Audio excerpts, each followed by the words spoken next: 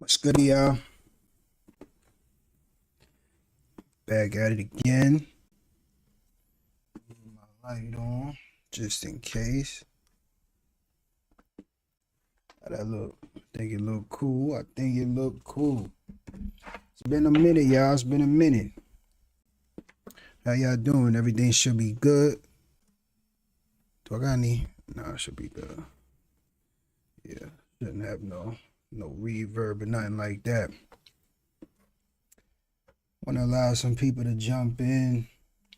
Shout out to y'all for definitely checking out the last live video as well. I was talking about different topics. My fault for not being here last week. You already know your boy was in New Orleans for the Super Bowl, which was pretty cool. But we back now. Just making sure everything, you feel me? Let me just check this real quick, y'all. Real quick. Hold up. All right, cool. All right. What's goody? Should you buy the highest trim of your car? That's what we talking about. That's the topic of the day. Okay. Before we jump into it, you already know, make sure you check out that site, loetheinvestor.com. Get what you need. Okay. You know what we got on there. So when you do go in there, make sure you get what you need to look good, feel good, and support the channel, support yourself. You feel me? That's always what we trying to do. So should you buy the highest trim in your car? Well, it depends. So right now the car market is still higher than 2019. Let's just say that. But it's not bad. Okay? It's not bad. If you're thinking about copping a car right now, I would not be mad at you. Okay? There's a lot of different deals out right now that y'all can jump on. Of course, we've covered a lot of these cars on the channel so far already. If y'all been keeping up with it, you already know what you can do. Now, on my last video, actually 2 videos ago, I believe, right? I brought up a great example that can pertain to this actual title of the video, which was the Toyota Avalon TRD, right? The TRD was the top trim of that vehicle, and it was very limited, and they didn't make a lot of those. The same can be said for the Camry TRD. Now, mind you, these are not the only car manufacturers that actually do this, but these are probably some of the more affordable versions we can actually point to and compare and speak on this topic where it makes sense to pretty much everybody, right? So when you talk about the Avalon TRD and the Camry TRD, these are cars that are aesthetically pleasing to the eye if you like those type of cars, right? Maybe not to everybody. You already know beauty is in the eye of the beholder. You feel me? So everybody's not going to like them cars, but that's besides the point. So when you look at these cars aesthetically, they are built for sport. They're built for quote unquote speed. You know, they're not the fastest, but whatever. They got the little body kit on there. You know, they look cool. The seat belt's a different color, look sporty, right? But they don't have a lot of features that other versions of those cars have that are cheaper to get into. Okay, blind spot monitoring, monitors, like the certain electric features in the car. Like there's a lot of things missing. Sunroof, panoramic roof, and you know that's weight savings, but whatever. Even down to the seats, the seat quality, the stitching. There's a lot of different things that they don't have on this car specifically because they wanted you to kind of make a choice, right? Like, yo, are you going to pay for sport or are you going to pay for luxury? Now, some manufacturers give you both. They say, yo, if you're going to pay for the top version of my car, I'm going to give you everything that come with it, which in my eyes is how it should be. But to be fair, there is people who are genuinely considered or genuinely focused on speed more than anything else. And they say, yo, okay, I do want the fastest car, the best trim of this car, but I don't want a sunroof or a panoramic roof that's going to be heavier, that's going to make this car heavier and handle slightly not as good as if I didn't have it, right? Now, me personally, I think that should just be something you could tell these people, these developers who are making this car, like, yo, I don't want that. But to be fair, when you're talking about cars like a Toyota, they're making this in mass numbers. So they're not literally segregating certain people like, yo, what do you want? Oh, you want this? Okay, I got you. What do you want specifically? I got you. Nah, they're not doing that. That's something that a bigger, well, not even say bigger, but a more prestigious brand would do. Something like a Ferrari, something like Lamborghini. They'll be like, yo, what do you want? We'll make this tailor fit for you as an individual. Whereas Toyota is like, we're speaking to everybody, generically. Like, we don't have anything specific for any individual. So because that's the case, they just straight cut it down the middle. You get sport, you get luxury. You like luxury better, you like sport, and that's what you go with. So is that what you should do, right? That leads us back to the question. Should you buy the highest trim of your car or nah? So it depends on what you're looking for. Now, if you want rarity and you want to have something that you know most people don't have, and you want something that's going to maintain its value, you jump into something that's going to be the highest trim that may not have a lot of the luxury features that you may possibly like, right? If you're looking for something that's more luxury, that don't have the speed as much, or at least the handling capabilities, then you're going to jump into something that's more luxurious, that's probably a trim below the highest trim. But mind you, a lot of people who would spend the money to get into the highest trim of a car spend money on that car, to whether they want to make it faster, they want to make it look even better, they want to do things of that nature, right? But this is the issue. When you do that to one of these higher trim cars that's more uncommon and more rare, the value of that car can now decrease depending on what you do to it. So when you want to get out of that car to get into a better car, a more rare car, whatever the case may be, now the value of that car is going to decrease, because they're going to be like, yo, you did this and you did that. You messed up a perfect thing, because when years go down the road and years go by, they're looking at it like, who has the most prestigious, natural, just rare, common vehicle that was made from the factory. Nobody touched it. It's perfect, in great condition. Who has that? And a great example of that is like a Toyota Supra. How many Toyota Supras do y'all know or have y'all seen that's just straight stock from the factory? It's damn near impossible. Mitsubishi Evolution is another one. It's damn near impossible. But if you find those, they're worth more money because they never been touched. You feel me? But again, it's very, very hard to come across something like that. So my thing to you is to say, if you are going to go with the highest trim, you want to make sure, yo, it's exactly what you like. Because if you do spend some money on it, maybe a wrap or something like that is not going to be too crazy, especially if you PPF the paint, right? But it's still going to be something that's done to the car that someone else can look at, whether they want to check the history, maybe it's in the Carfax, little things of that nature. And they see that, like, oh, nah, they did this to this car, I'm good on that. Whereas they can just go to the next person who is more uncommon and find out that they didn't touch the car at all. It just, they drove it a little bit here and there, and that was it. You feel me? They're going to go for that over the one that you have, because you dealt with it and touched it and changed it in a way, right? But mind you, you can get a lower trim of a car, tune it, make it look better aesthetically, and pretty much be on par or even better than the top trim of that car, right? And still maintain relatively the same value. I mean, of course, when you spend money, you're not going to keep, or like when you sell that car, you're not going to make all the money that you spent on a car if you modify the car, of course. But when you look at it and you get rid of it, yo, I didn't dramatically change this car's appearance or this car's capability of being sold at a relatively decent price, or at least what the market is asking for that car at that moment. You feel me?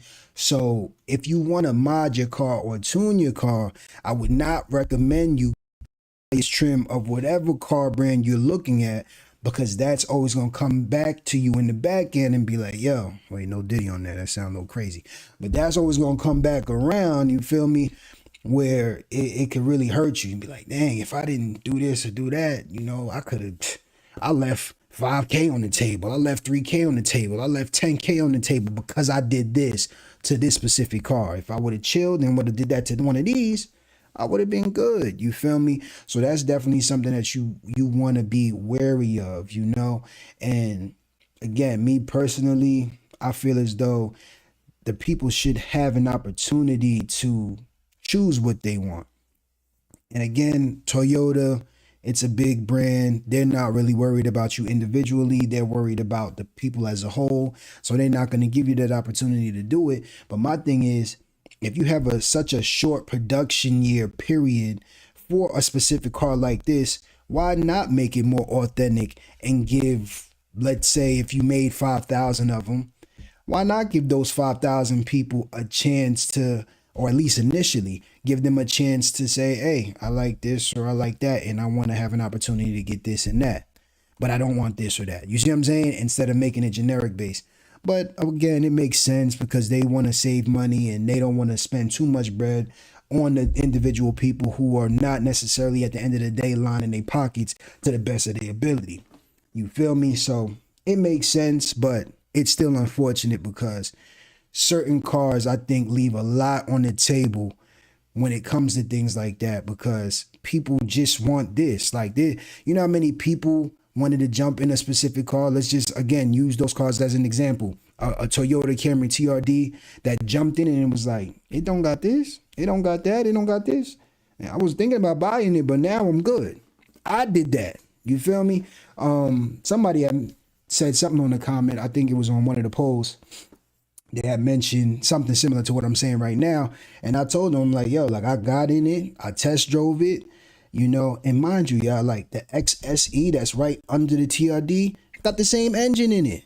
So it's like, wait, so this car is pretty much just as fast. It may be missing some aesthetic pieces that makes it quote unquote handle better and makes it sound better, but it's essentially the same engine. If you spend money on that, you can make it into this. You see what I'm saying? So when you're looking at something like that, it's like, does it really make that much sense? Not really, unless it was something super rare, you wasn't going to get it, and you knew the value was going to go up.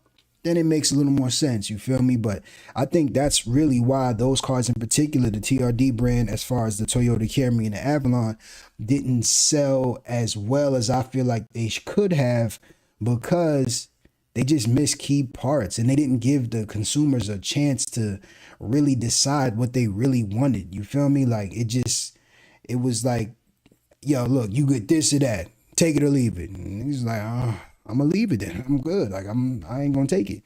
And that's kind of what happened. So it is what it is, y'all. I don't know if y'all had a situation like that, definitely get in the chat. Let me know. I see we got a little bit of people up in here, you feel me? But yeah, get in there. Let me know if y'all kind of went through a certain situation like that, dealing with a higher trim car. And mind you, it's a thing, like it's a prestigious type of thing, right? Like, of course, if everybody had the money, they would all want to jump into the top trim of a car. Why not? You see what I'm saying?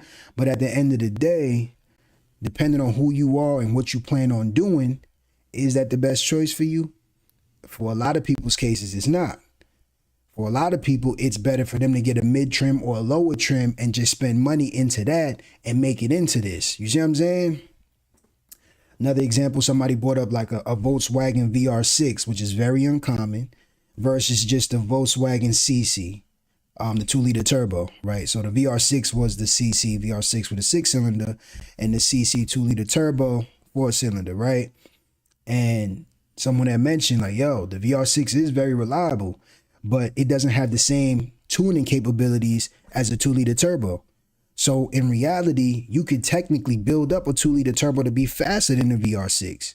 You feel me? So when someone purchases the money and spent the money up front, when that car came out, the bigger money up front to get that VR6, and they look on the side mirror, you feel me, or their rear view mirror, and they see a 2-liter turbo, somebody who spent a little more bread on their car, and they sees them burning them, they gonna feel some type of way, like, yo, damn, what happened? I thought I bought the fastest one. You feel me?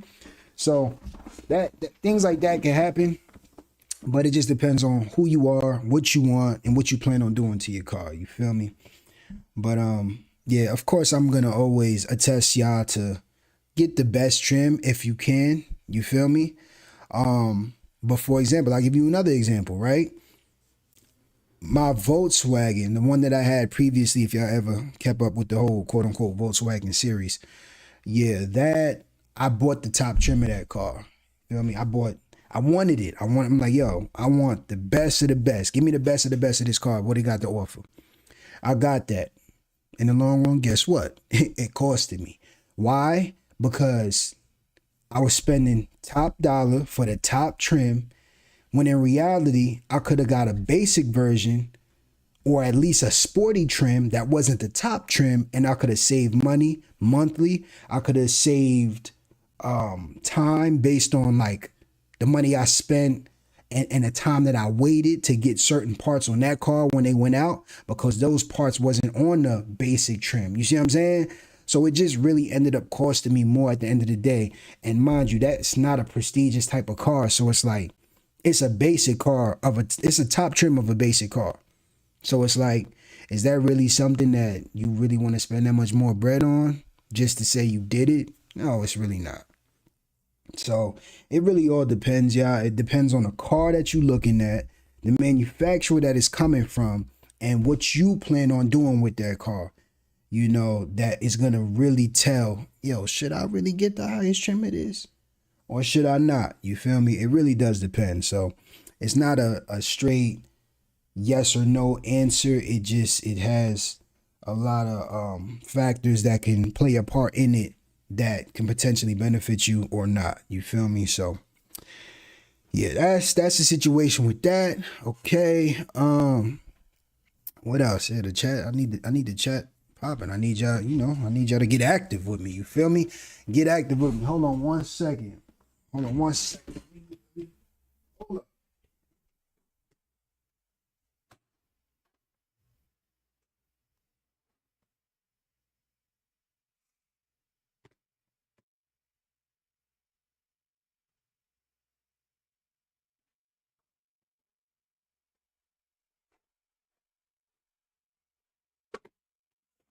Yeah, that's the moral of that story. Hopefully, you know, I kind of broke it down for y'all where y'all could fully understand. But yeah, I definitely want to know once this comes around, I want y'all to definitely get in the chat, get in the comment section below, and let me know like who. Matter of fact, I'm gonna put out a poll. Every time I'm in doubt, I gotta put out a poll. But I definitely want to know like, what type of buyer are you? Are you somebody who's just starting out? Do you want your first car? Are you someone who's maybe 6 to 12 cars in and you looking to now like capitalize on a car that you always wanted? Or have you done had 30, 40, 50, 50 plus cars, and right now you just doing it for fun because you got an extra bag and you just want to splurge? What buyer are you?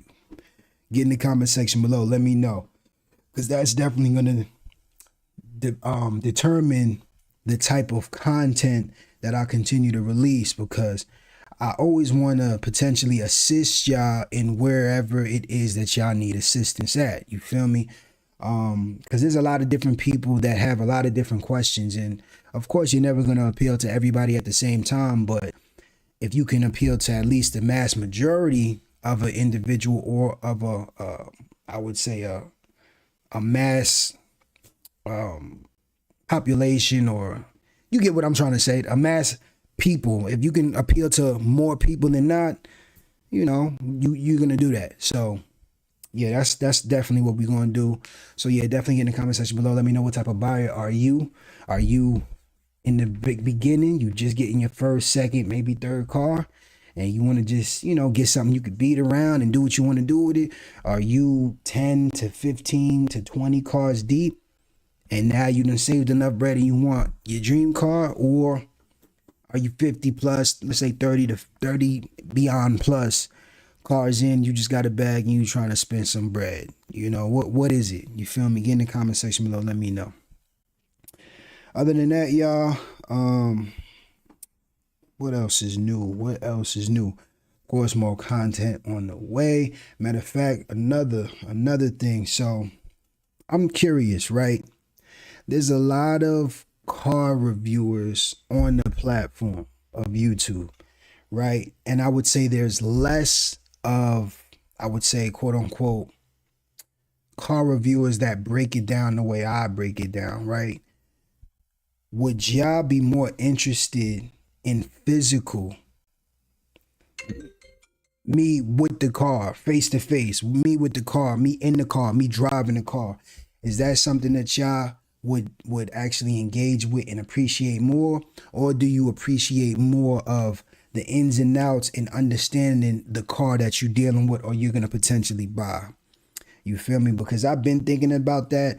I don't want to be like all of these other people who just review a car. Hey, blah, blah, blah. It's cool. And, you know, but mind you, I do want to get that experience as well. And I want to give you that experience too. But like, I'm just curious, you know, because how I would do it is I'm going to start with y'all. You feel me? I ain't about to start with like dealers and, yo, can I get this car? Yo, can I rent this? Nah, I'm starting with y'all. You feel me? So if that's what y'all want to see, pull up. Matter of fact, let me see something. If that's what y'all want to do, right? What do I want to use? I'm gonna use this job.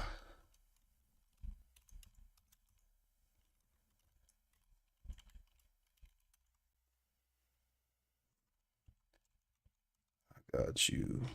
See, if that's what y'all want to do,